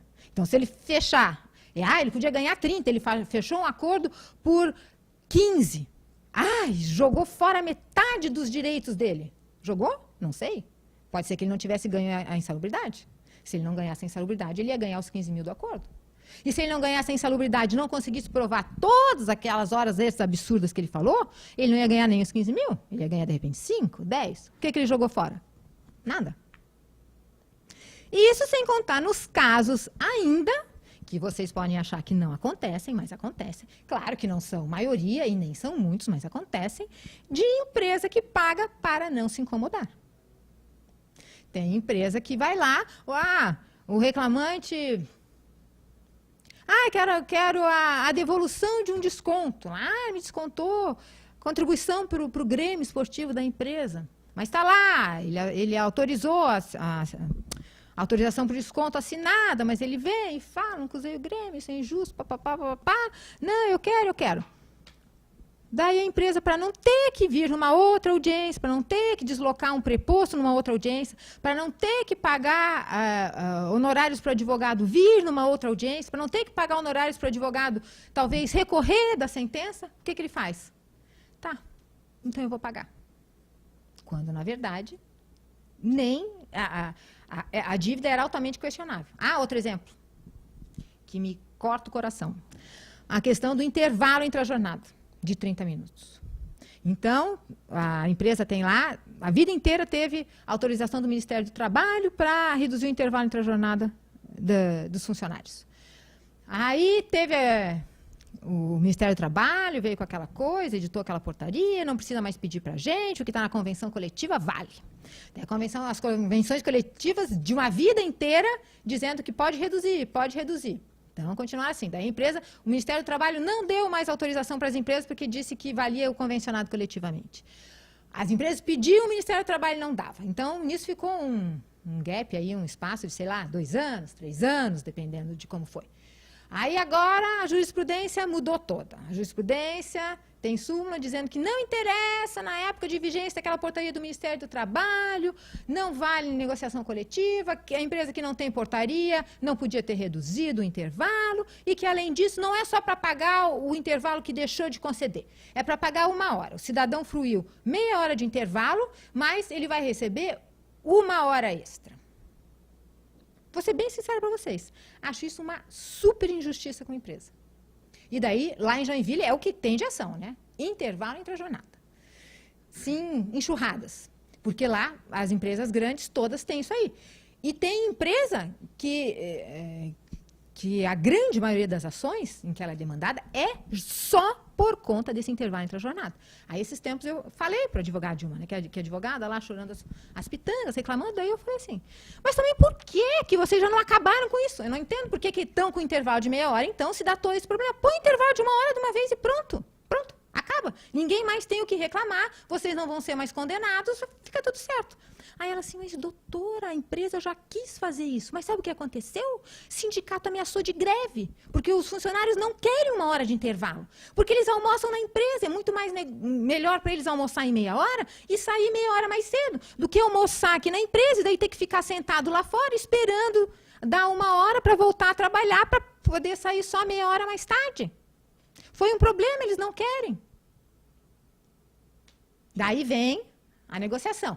Ah, mas doutora, eu calculei o intervalo entre a jornada aqui, deu 15 mil. Então, é claro que eu não vou fazer um acordo por menos que 15 mil. Daí, tem uns que são mais razoáveis e daí fazem por um outro valor. Nesse caso, dá para dizer que ele está jogando direito fora? Dá, né? Dá, claro, porque tem súmula do TST dizendo isso, né? Que se realmente fosse para a sentença, e se fosse aplicada a súmula do TST, ele ia ganhar o dobro. Mas é injusto? Ah, ele está sendo injustiçado? Ah, o empregado está sendo prejudicado? Na minha ótica, não. Porque se ele fosse assim, tivesse mais boa-fé, ele nem ia estar pedindo isso dessa forma. Estaria pedindo lá, no máximo, a meia hora que está faltando para 1 hora. Mas não a 1 hora quando ele já fruiu meia hora. Minha opinião, né? Claro. Bom, doutora, vamos agora à pergunta das colegas do Serviço de Conciliação e Apoio às Atividades Judiciárias, SECAD. Elas também estão aqui presentes, acompanhando aqui o talk show. E primeiro elas gostariam de saber o seguinte, como então sensibilizar os grandes litigantes sobre as vantagens de adotar uma política conciliatória, tanto na esfera extrajudicial quanto na judicial? Outra pergunta difícil, né? Na linha daquela do Marcelo. Não sei. O que eu acho assim que talvez funcionasse é fazer, na linha dessas mesmas propostas para as universidades, fazer na linha das empresas, alguma coisa assim mais institucional, né? A nível de tribunal. O tribunal, de repente, adotar algum projeto, entrar em contato com as empresas, fazer alguma campanha, fazer alguma coisa diferente para tentar sensibilizar quem? Os gestores, né, os altos diretores, os gestores, os advogados, né, as grandes... Só, eu acredito que a gente vai ter resultado só pela via institucional. E também com isso, né? Campanhas, vai falando, para ver se um dia as pessoas assimilam isso. O nosso tribunal faz uma coisa, fez aqui em Florianópolis e vai fazer agora em junho lá em Joinville, que eu acho muito interessante. Promove aquele curso para prepostos e advogados sobre conciliação. Eu acho isso uma coisa bem legal. Tem prepostos que talvez tenham interesse, principalmente de esses que são menos treinados, mas que são de empresas de médio porte. Tem advogado de empresa que talvez também acabe se interessando, advogado de reclamante, e mesmo que eles não fiquem muito interessados, mas pelo menos já tem essa divulgação. Olha, o tribunal está promovendo um curso de solução alternativa de conflitos para prepostos e advogados. No mínimo, vai estar noticiado no site do tribunal, as pessoas já veem lá, conciliação, solução, né? A gente vai também, se obriga a ir lá na OAB, eu já falei que quando me mandarem eu vou lá fazer uma visita para o presidente, vou falar com ele, pedir para ele divulgar entre os colegas. Tem uma outra coisa que a doutora Mari Heleda comentou comigo, eu não consigo mais lembrar exatamente o que ela me disse, mas foi por ocasião de quando ela me falou desse curso, né, para prepostos e advogados que ela promovia lá em Joinville, que ela já tinha falado, acho que com o presidente da Fiesc aqui, alguma coisa, que ela também já estava tentando engatar uma parceria com a Fiesc, para não consigo lembrar, se era uma palestra ou se era alguma coisa, para se falar sobre isso, né, a solução alternativa de conflitos, falar disso para os empresários. A Fiesc eu acho uma alternativa excelente, se conseguisse entrar na Fiesc para fazer algum tipo de promoção lá. A mesma coisa lá em Joinville, por exemplo, é forte a ACIG, né, a Associação Comercial. Então, entrar nesses nichos assim mais de empregador para tentar sensibilizá-los. Porque, na verdade, o acordo depende muito mais do empregador, porque é quem tem o dinheiro para pagar, né? Não adianta estar lá o empregado assim, cheio de vontade de conciliar e resolver o problema, se o empregador não tiver nenhuma, porque, né, sem dinheiro não tem como. Bom, e as meninas, então, querem saber mais uma pergunta, doutora. Quais são as diferenças, então, do conciliador ou mediador a título de argumentação e criação de um espaço favorável para a composição nos processos em que ainda não foi prolatada a sentença e nos que estão em fase de recurso? O que argumentar? É isso que vocês queriam saber, mais ou menos, né? Eu acho que o principal argumento, no caso dos processos que não têm a sentença ainda, é justamente a incerteza. Argumentar naquele sentido. Pois é, aqui o senhor sabe que esse seu processo, se o senhor ganhasse tudo, poderia dar os 40 mil. Mas e se o senhor não ganhar tudo? E se o juiz achar que o senhor não tem direito a nada? Ou se o senhor só ganhar as horas extras e não ganhar a insalubridade? Não vai dar 40 mil. Vai dar menos, será que não vale a pena? Porque daí, de repente, o senhor vai estar esperando aqui mais um ano até sair a sentença, até ir para o tribunal, até voltar, até começar a liquidação de sentença, para o senhor ganhar a mesma coisa que a empresa está oferecendo pagar hoje para o senhor. Não é muito mais negócio o senhor aceitar, de repente, 5 mil hoje, do que esperar 2 anos, 1 ano e pouco para ganhar os mesmos 5 mil? Para o empregador é a mesma coisa, né? Quem sabe, vamos fechar esse acordo aqui por 10 mil. Pode ser que a ação seja julgada improcedente? Pode ser que a condenação seja 5? Pode. Mas o senhor já viu aqui, né? O senhor já fez a conta, já viu que também pode ser que chegue a 30. Então, não seria melhor já garantir os 10 mil agora? E daí o senhor também pensa, né? Que no acordo tem a questão de... isso é um argumento que eu esqueci de mencionar, que eles adoram, né?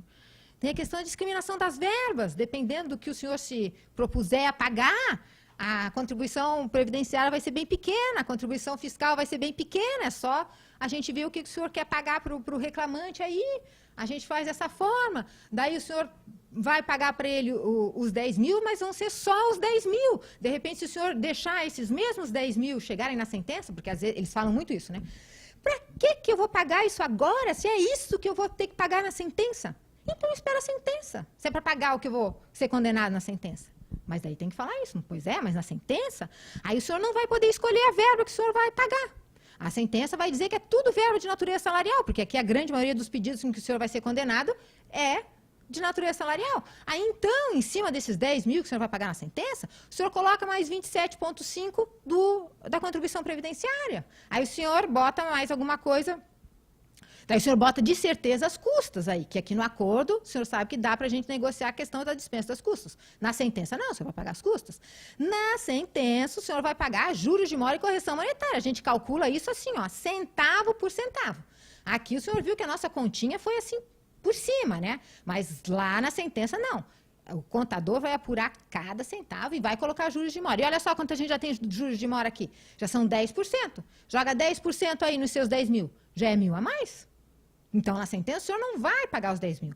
Na sentença, o senhor vai pagar 12, 13, 15.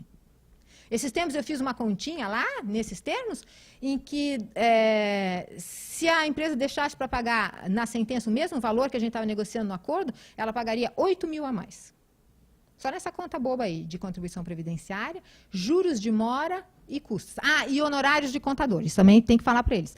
Porque daí na sentença, depois a gente tem que contratar alguém para liquidar a sentença. Daí tem mais os honorários do contador. E tem mais honorários. Isso a gente não costuma falar porque o advogado está ali, né? Mas se dá, eu falo. E tem mais os honorários do seu advogado. Quantos mais atos ele fizer, mais caro fica.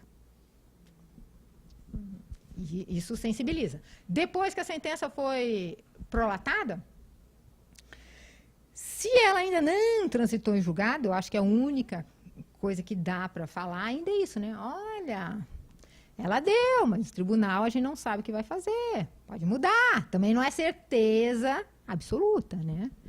Pode ser que não seja bem assim. Mesmo agora, de repente, vale negociar. Ou vale negociar porque se deixar correr, os juros de mora e a correção monetária vão tornar a dívida maior. Isso interessa para o empregador, né? Vai tornar a dívida maior. Espera mais 6 meses para isso resolver, espera mais um ano, são mais 6%, mais 12%, dependendo do valor da dívida, pode ficar caro. Não quer resolver isso agora e já pagar?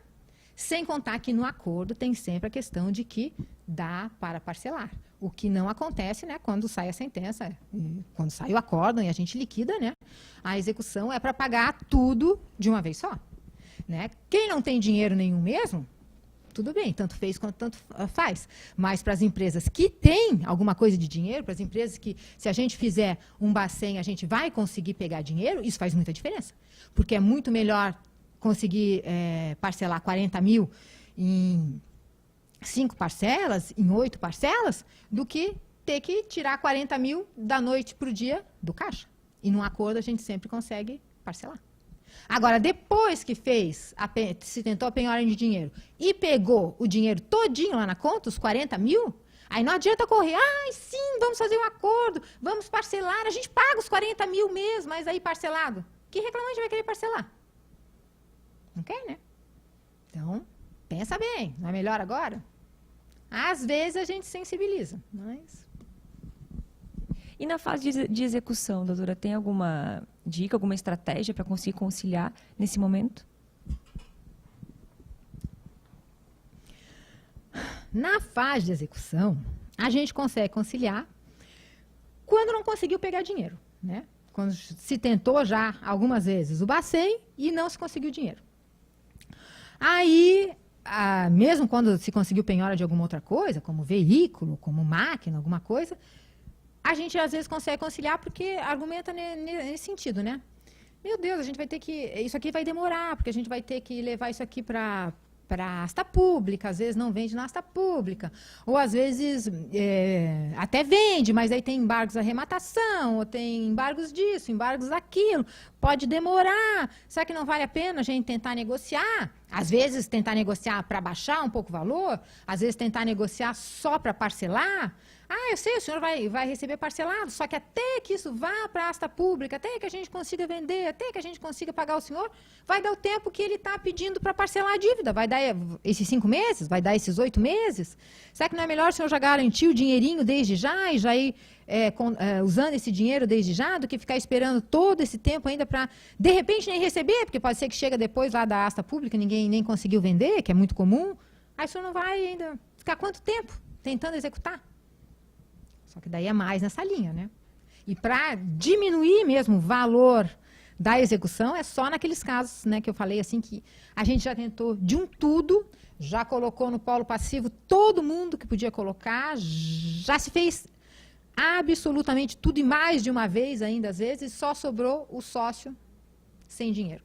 Daí, nesses casos, para, ao invés de ficar com crédito lindo lá de 10 mil no papel, o exequente tem que se conformar com 5 mil no bolso. Daí ele tá tudo certo, tá liquidado, não tem mais discussão, mas ele acaba fazendo por menos, porque daí pelo menos ele recebe alguma coisa. Porque tem muita gente que não recebe nada. Que a gente simplesmente não consegue cobrar. Essa é a verdade. E os advogados, nesse ponto, vou ter que criticar, eles são muito ruins, porque eles não fazem nada. Eu até acho que não é obrigação do advogado, né? Na verdade, é mais obrigação da parte, né? Mas eu acho que o advogado tinha que orientar, olha, o senhor tem que correr atrás, o senhor tem que ir lá, ver se ele tem alguma coisa, vai lá na casa dele, ver se ele tem um bem, que carro ele usa, o que a gente dá para fazer, da onde que investiga, ver se ele tem alguma outra renda. Mas não, eles não fazem nada. Eles deixam para o juiz fazer. Ou se o juiz fica insistindo para eles darem uma solução, eles vêm com aquela petição. Então eu quero que faça um Bacenjude. Já foram feitos 25 Bacenjudes, não se pegou nem um centavo. Manda eles dizerem alguma coisa, quero um Bacenjude. Por isso que a gente tem muito processo que está parado, a gente não cobre, não consegue cobrar. Infelizmente, né? A questão da execução ainda é um infelizmente, dá uma tristeza gargalo. enorme. Uhum. Bom, doutora, a gente sabe também que alguns acordos, muitas vezes, acabam não sendo cumpridos, né, posteriormente, ou porque as partes não tinham condições de cumprir aquilo que foi acordado, né, ou porque não queriam ter feito o acordo. Não sei se muitas vezes, como lidar com essa situação, o magistrado consegue perceber quando esse acordo não está sendo feito, talvez muitas vezes porque uma das partes possa estar se sentindo pressionado a fazer o acordo? A situação específica, né, de não cumprir o acordo, então seria no caso do reclamado, né? Eu acho realmente extremamente temerário isso de pressionar demais o reclamado para fazer um acordo, porque não adianta. Se ele, de repente, ali na hora, ele até aceita, porque foi muito pressionado, ou está com medo do juiz, ou não aguenta mais aquela conversa, quer sair dali logo, então tá, eu vou aceitar. Eu vou pagar os 10 mil em 5 parcelas de 2, ao invés de pagar em 10 mil, que era o que eu queria. Tá, faz. Não é uma boa, porque, né, se é ele que vai pagar, na maioria das vezes, ele sabe o que ele pode pagar, ele sabe o que ele tem condição de pagar. Então, eu acho que a gente tem que acreditar nisso, né? Advogado reclamante fica aquela assim, não, ele tem condição de pagar, tenho certeza. O meu cliente tem certeza que ele tem condição de pagar, porque sabe que mês passado ele viajou com a família para o Nordeste, passou lá uma semana de férias. Quem passa uma semana de férias no Nordeste pode pagar 2 mil por mês. Não precisa fazer em 10 vezes, pode fazer em 5. Não aceito. Aí se pressiona, acaba aceitando. Só que a gente sabe como é que é a vida, né? Para passar uma semana no Nordeste, ele consegue o dinheiro. Mas para pagar 2 mil por mês, ele não consegue. Por quê? Porque ele já tem as outras despesas, ele tem que pagar a viagem para o Nordeste, ele tem, né, as outras coisinhas dele, aí não sobra esse dinheiro. Aí a gente vai fazer execução, então ele é rico, tenho certeza, faz um Bacenjude. Não pega nada. Nenhum centavo. Então tá bom, não faz mal, faz aí uma penhora de veículo. Porque eu sei que ele anda de carro novo, comprou mês passado um carro novo. Então, não faz mal, se ele não pagar, a gente executa e eu pego o carro dele. Penhora o carro. Alienação fiduciária.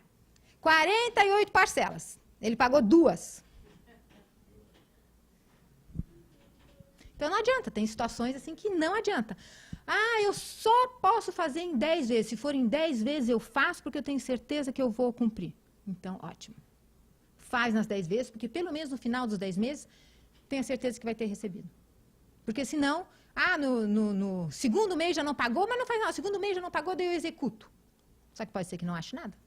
Porque aquilo que eu falei para vocês, quando a parte diz que vai fazer, ela faz.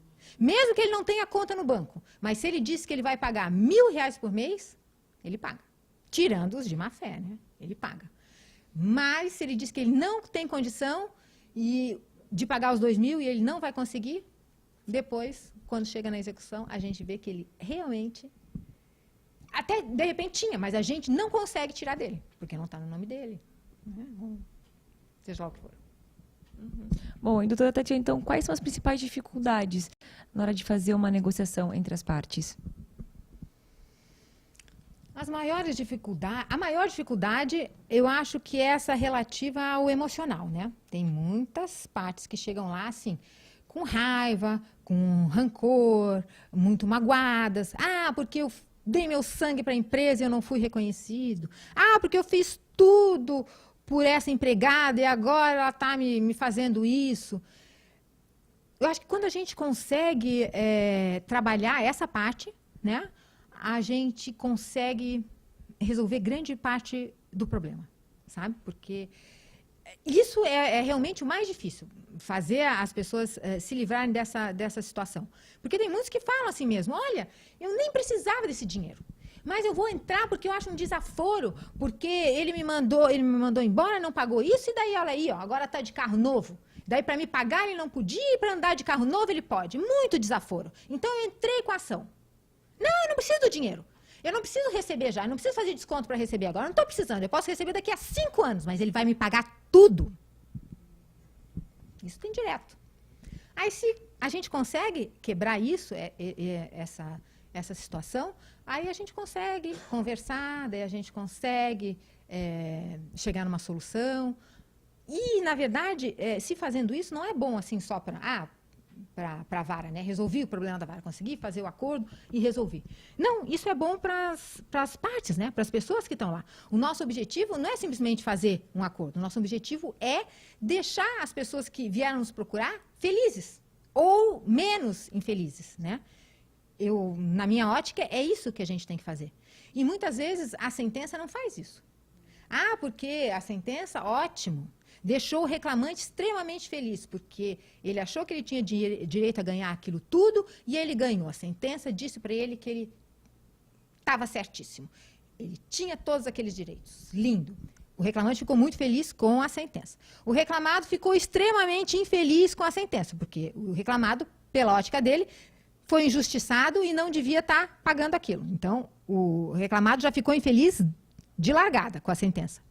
Aí o reclamante que estava felicíssimo com a sentença, que reconheceu todos os direitos dele, vai para a execução. Aí chega na execução, não consegue cobrar, porque o reclamado não tinha aquele dinheiro. Aí o reclamante também que estava felicíssimo num determinado momento, chega ao final do processo também infeliz. Por quê? Porque ganhou na sentença, mas não levou.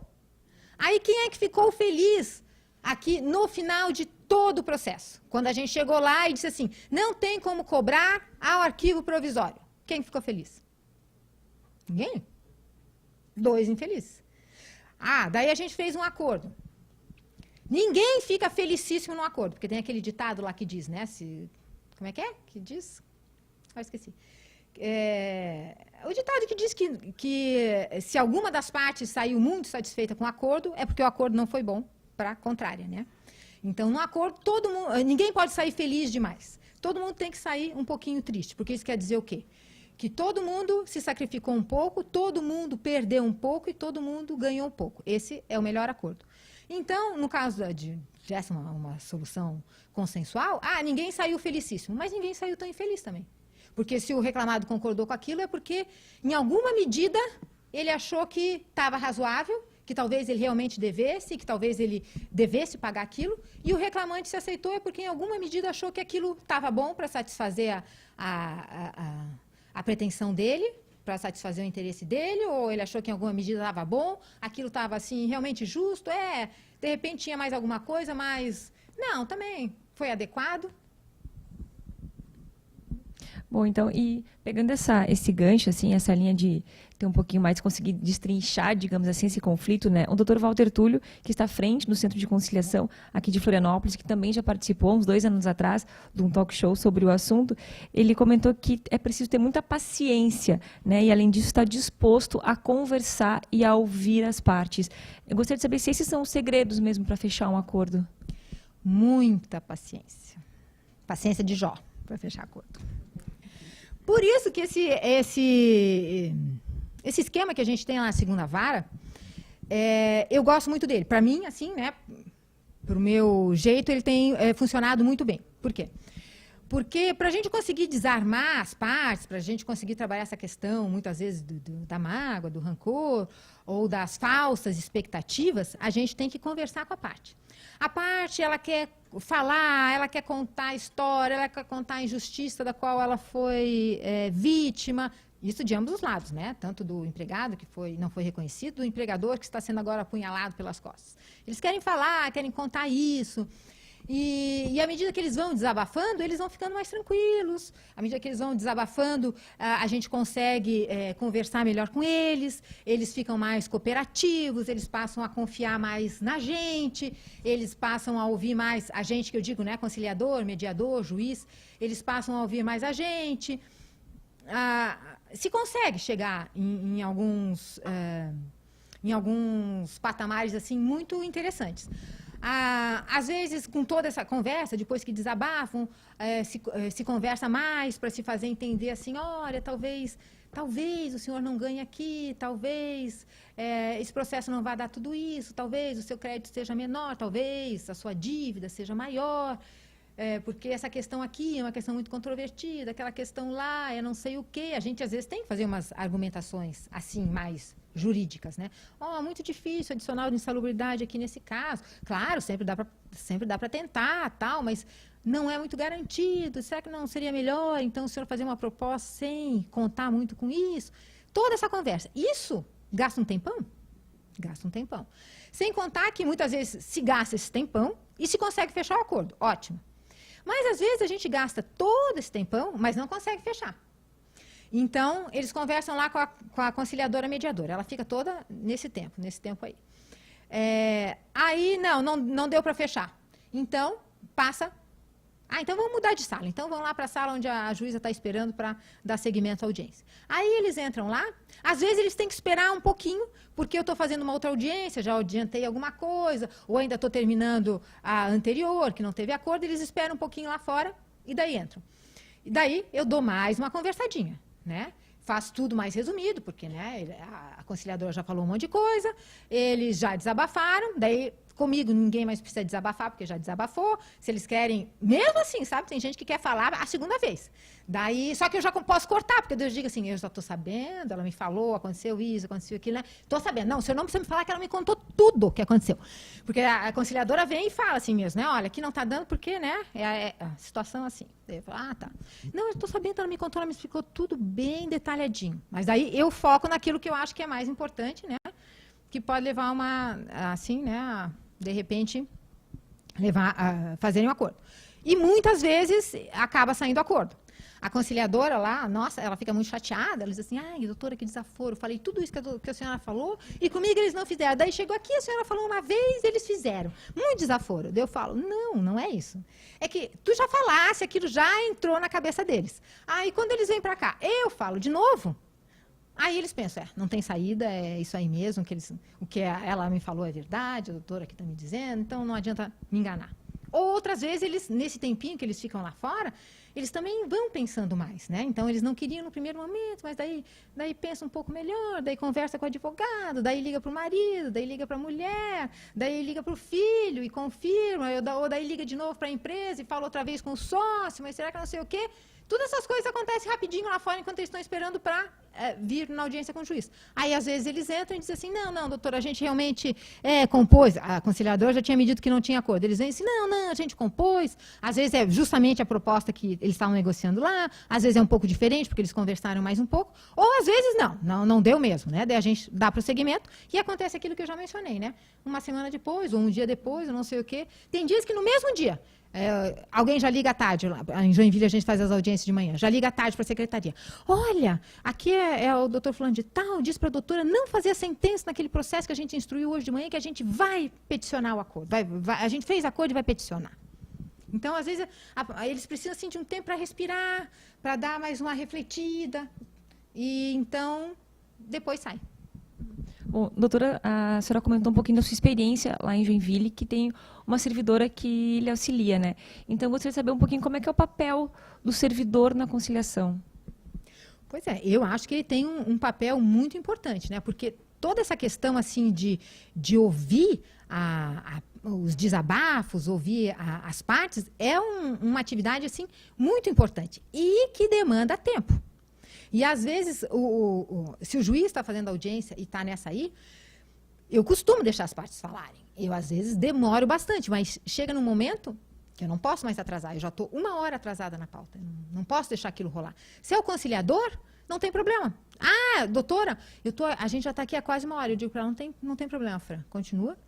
que eu vou adiantando aqui, eu vou ver o que dá para fazer, daí eu vou adiantando algumas, eu também, daí ouço, né, de minha parte, mas tem umas, porque como a gente não seleciona os processos, né, então tem umas audiências que a gente já sabe que não vai dar acordo, né, de ente público, algumas de banco, a gente sabe que nem adianta, né, se esforçar dessa maneira, que eles não vêm com proposta. Então, vai adiantando essas enquanto ela está lá conversando. Então, ela faz toda essa etapa, que é uma etapa muito importante. Outra questão de importância dos conciliadores e mediadores é que, na frente deles, as partes se sentem mais à vontade para falar algumas coisas que, na frente do juiz, eles não vão falar. Tem coisas que eles admitem ali para o conciliador. Não, realmente, eu não saía todo dia às 20. Era uma vez na semana só que eu saía às 20. Mas aí lá para o juiz ele não vai dizer isso, porque senão o juiz, ele pensa assim, vou falar para o juiz vai ver que eu já confessei e que aquilo que eu escrevi que está dito na inicial não é verdade. Mas aí para o conciliador eles falam. E ambas as partes falam, né? E daí, às vezes, eles falando essas coisas, eles conseguem conversar entre si, eles conseguem chegar a um valor mais adequado, e eles conseguem se acertar lá. Então, isso é bom. Deixa eu ver, eu acho que eu tinha anotado aqui, deixa eu ver se eu anotei uma outra questão. Por que eu achava os conciliadores importantes? Deixa eu ver.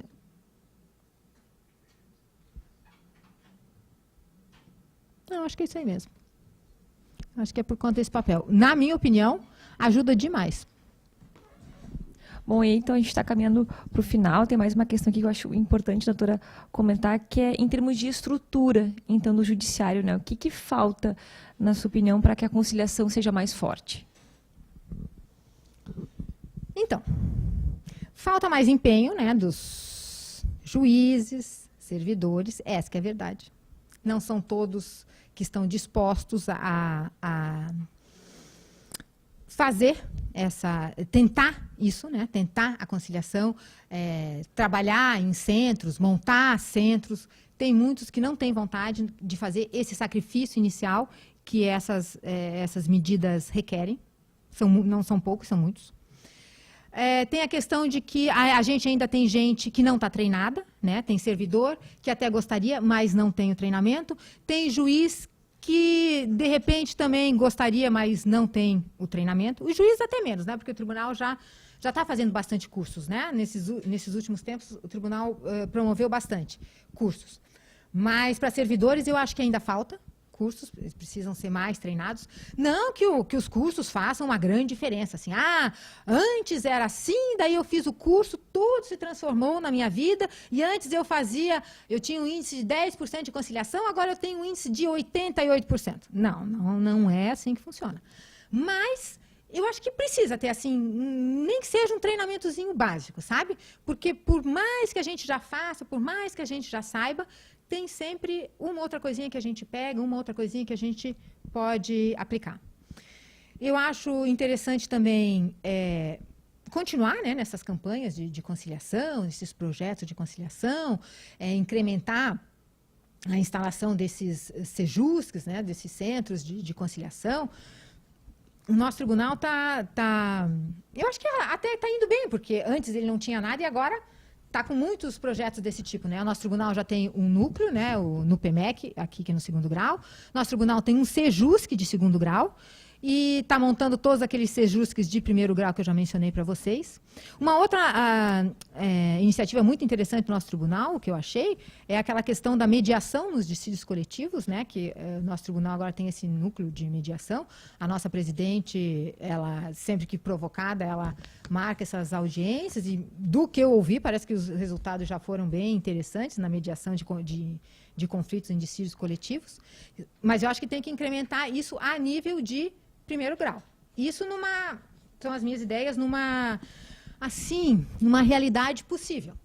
Se fosse assim para partir para o mais impossível, eu acho que seria ideal a gente ter assim juízes e servidores destinados especificamente para os centros juízes e servidores destinados especificamente para os centros. Juízes e servidores com perfil, porque não adianta. Não é todo mundo que serve para conciliar, sabe?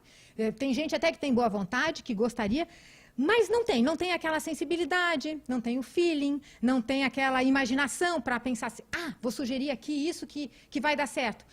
Eu já vi que essa parte, o problema dela é isso, vou então ir nessa linha e de repente a gente chega lá. Não é, isso é da pessoa, não é todo mundo que é assim. Não é todo mundo que fala assim, que consegue deixar as pessoas à vontade numa conversa, que consegue assim... criar um ambiente descontraído, que consegue fazer com que as pessoas confiem nelas. Isso é importante. Não é todo mundo que é assim. Então, teria que se, na minha opinião, mas eu sei que essa é uma realidade não tão possível, seria ter conciliadores e juízes com perfil e com treinamento para se dedicarem exclusivamente a esses centros. Aí eu acho que o negócio, sim, deslancharia. Bom, doutora, chegou agora aqui para a gente uma pergunta do interior do Sérgio Ernesto Bauman. Ele só não falou qual vara que é. Mas, enfim, gostaria de saber se há uma estatística, tanto aqui no caso do TRT-12 ou quanto a âmbito nacional, que informa a porcentagem de acordos que não são cumpridos. Eu não sei. Fernanda é das estatísticas. Sabe? Tem ou não? Organizar a estatística dos centros de conciliação, né? Desculpa, boa tarde. Nós estamos começando agora a traçar os itens necessários para considerar as estatísticas em função da criação dos centros. A gente não tem esse dado. Não tem? Esse dado agora eu não tenho. Mas a gente consegue pesquisar esse dado de acordos descumpridos nas varas? Não, a gente não tem cadastro disso no sistema de gestão. Não, Sérgio, não tem. Não tem esse item no e-gestão, mas a gente está levantando a estatística, a gente está construindo algumas variáveis que podem ser importantes para a gente poder fazer uma avaliação até dos resultados dos centros, né? E esse é um item importante. É verdade, é bem interessante mesmo. Bom, então tá, mas acho que espera aí que a gente clareou um pouquinho aí a questão do Sérgio. E para a gente concluir, doutora, eu só gostaria de saber assim, se existe uma ética, se a gente pode dizer assim, qual seria a ética da conciliação? Tem, aquilo que eu já comentei com vocês, né? A doutrina da solução alternativa dos conflitos fala muito sobre isso, sobre a ética, tem os diversos itens que compõem a ética. Mas o que eu poderia dizer, assim, em palavras bem simples e sem partir para essa área assim, mais de academia. A ética seria o quê? Seria o conciliador, o mediador, aí todo mundo, né, incluído, né, tanto o servidor quanto o juiz, seria o quê? Respeitar as partes e tentar trabalhar da melhor maneira possível para que cada uma delas tivesse o menor prejuízo naquela composição, sabe? Porque, a respeito de ética, um dos requisitos, né, um dos indicadores de ética, por exemplo, é a imparcialidade do mediador conciliador. Como o juiz tem que ser imparcial, o conciliador e o mediador também. Ele não está ali para trabalhar em favor de uma das partes. Ele está ali para facilitar uma composição entre aquelas partes, para fazer que aquelas partes cheguem a um consenso, cheguem a uma solução consensual e fiquem, na medida do possível, mais ou menos felizes. Para deixar infeliz é o juiz com a sentença, não é o mediador e o conciliador.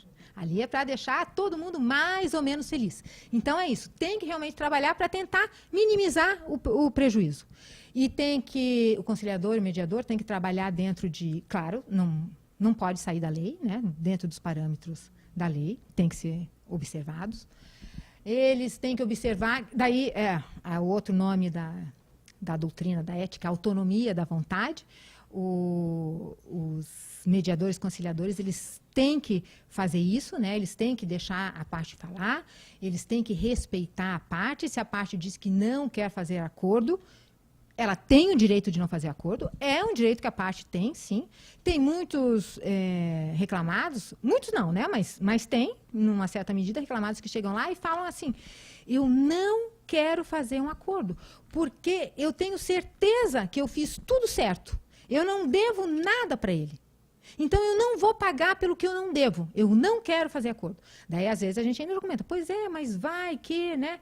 Daí, ele fala assim, Não, mas eu quero correr esse risco. Se por um acaso o juiz chegar aqui, chegar à conclusão de que eu realmente não fiz certo, tudo bem. Aí então eu até vou pegar essa sentença como exemplo e vou tentar mudar o que eu faço lá na empresa, porque eu tento fazer tudo certo. Eu faço de tudo para fazer tudo certo. Então eu não vou pagar porque eu acho que eu não devo. Mais de uma vez já aconteceu isso. E já aconteceu daí de realmente não fazer o acordo, porque quando chega nesse ponto e a pessoa me diz dessa forma, eu não acho justo ficar insistindo. Né? Eu acho que a pessoa tem o direito. Ele está me dando um argumento aqui razoável, qualquer. Ele trabalhou, ele modificou a empresa, ele faz tudo na empresa para acertar, e daí agora ele vai ali e vai pagar se ele acha que ele fez tudo certo. Não. Então eu digo, o senhor está coberto de razão, não há necessidade. Então, se não tem proposta, não tem proposta. A pessoa não é obrigada a conciliar. E uma outra questão da ética, que é bem forte na ética, é a questão da informar as partes, né? Que é deixar as partes cientes do que aquilo se trata, né? Nós estamos aqui numa tentativa de conciliação, numa audiência para ver se a gente consegue fazer um acordo, numa pré-audiência para ver se a gente consegue fazer um acordo. Se chegar a um acordo, acontece isso, isso e aquilo. Se não chegar a um acordo, acontece aquilo, outro. Mas vocês são livres para fazer ou não acordo. Quem decide sobre o acordo são vocês e tal. Deixar as partes cientes do que aquilo se trata e das consequências de eventual decisão tomada ali. Tanto por um acordo quanto por não compor.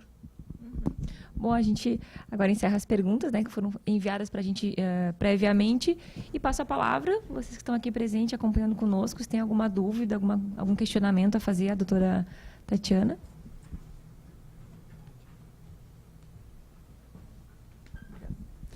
Boa tarde. Doutora Tatiana, acredito que ao longo da sua explicação já tenha ficado mais ou menos clara essa minha dúvida, mas só para confirmar, em qualquer momento é possível tentar uma conciliação, em qualquer momento da vida processual? Por exemplo... Lá na segunda vara, sim. E eu acho que em todo lugar. Certo. Mas lá, atravessou uma petição dizendo que tinha interesse na conciliação, tem as duas palavrinhas, interesse e conciliação. Pronto, na hora. Ou a gente dá um despacho, mandando a outra parte de falar, ou a gente marca uma audiência. Sempre sai alguma coisa. Okay. E pensando... Qualquer momento. Qualquer. Mesmo, já fez audiência de instrução, já está concluído para a sentença, ou acabou de receber a contestação, mesmo dia. Acabou de ter audiência onde se negociou e não fez o acordo, chegou em casa, pensou melhor, quer fazer, peticiona no mesmo dia, não tem problema. Tá bom, obrigado. Mais alguém? Você fez alguma pergunta?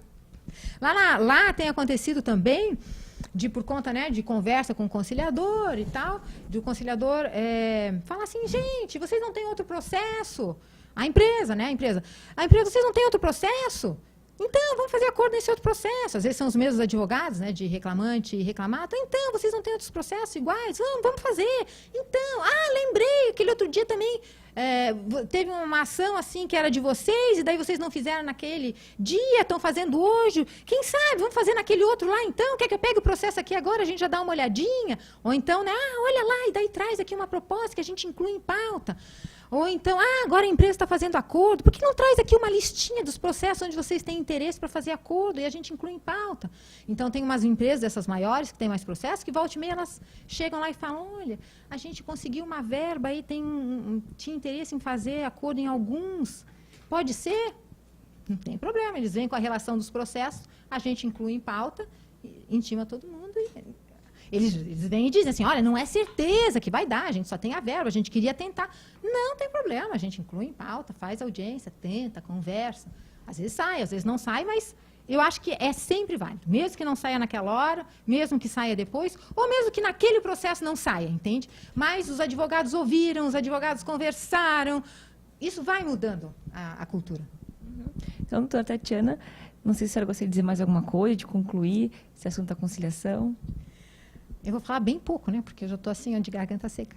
Mas a única coisa que eu tenho a dizer é que eu já disse, inclusive, né? É que eu realmente acredito que essa é a melhor solução para os conflitos, né? Essa solução alternativa, essa composição é a melhor solução para os conflitos, é a melhor solução para o judiciário, para evitar que o judiciário, daqui a pouco, inclusive o trabalhista, porque a justiça comum já está, né, totalmente assim atravancada, mas nós estamos começando a caminhar para uma situação dessa, algumas unidades. Eu acho que é o que vai poder ajudar muito o judiciário trabalhista também, se a gente focar nisso e se a gente começar a ter resultados bons, como as poucas experiências têm mostrado que se pode ter. Então, acho que a gente não deve desanimar e a gente deve tentar fazer um sacrifício inicial para fazer isso funcionar. Porque também depois que estiver funcionando, fica tudo mais fácil e tudo se acerta de uma maneira melhor. Bom, isso aí. Então, a gente encerra o primeiro talk show do ano sobre o assunto conciliar, por que conciliar, né? Gostaria de agradecer a todos presentes aqui, também que nos acompanha virtualmente, e agradecer, então, em especial a doutora Tatiana por ter vindo até aqui e conversar um pouquinho com a gente. Obrigada.